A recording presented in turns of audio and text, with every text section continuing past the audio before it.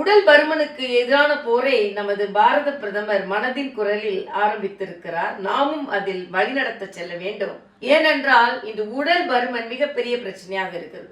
உணவை பற்றி நான் பலமுறை பேசி இருக்கிறேன். ஆனா இந்த உணவு என்பது நாம் இளவயது பெண்களாக இருக்கும் பொழுது குடும்பத்திலும் சரி நாமும் சரி இந்த டயட் தான் எடுத்துக்குவோம், இந்த டயட்டை மார்க்கெட்ல இருந்து வாங்கிட்டு வாங்க, இதை குக் பண்ணி தாங்க அப்படின்னு சொல்லி ரொம்ப கேர் எடுத்து டயட்ல இருக்கிறோம் அப்படின்னு சொல்லி உடலை மிக ஆரோக்கியமாக பாதுகாத்துக் கொள்கிறோம். ஆனா நாம ஒன்றை சிந்திக்க வேண்டும். நம்ம வீட்டில் உள்ள மூத்த பெண்கள், அதாவது அம்மா, மாமியார், அக்கா, வயதானவர்கள், இவர்களுக்கு நம்ம டயட்டை பத்தி யோசிக்கிறோமா? கிடையாது. டயட்னா ஏதோ இளம் பெண்கள் அழகை பாதுகாப்பதற்கும் அவங்க உடல் அமைப்பை பாதுகாப்பதற்கும் என்ற ஒரு தவறான எண்ணம் பரவி வருகிறது. ஆனா வீட்டுல உள்ள மூத்த பெண்களுக்கான டயட்டை யார் பிளான் செய்யறா? யாரும் அதை பிளான் செய்வதும் இல்லை, அதை அவர்களுக்கு கொடுப்பதும் இல்லை. ஏதோ அவர்கள் சமைக்கிறதுல அதுல மிச்சம் எடுத்து அவங்க சாப்பிட்டுக்கிறாங்க. அப்படி இல்லை.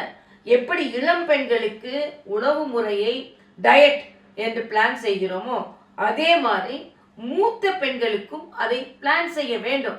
ஏன் அவர்களை தனியாக சொல்கிறேன் என்றால், அவர்கள் மெனோபாஸ் என்ற நிலைக்கு அடையும் பொழுது அவர்களுக்கு என்று சில சிறப்பு உணவுகள் தேவையாக இருக்கிறது.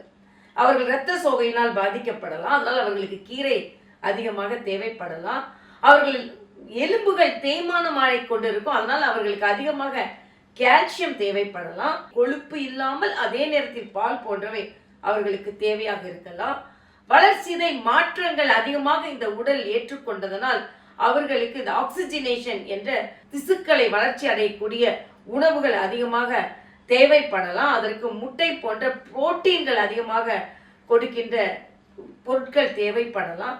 ஈஸ்ட்ரோஜன் என்ற ஹார்மோன் அவங்க உடம்புல இருக்காது, அதனால அவங்க தோல் வறண்டு போய்விடும், அதிகமா டென்ஷன் ஆவாங்க, அதிகமா வேர்க்கும்.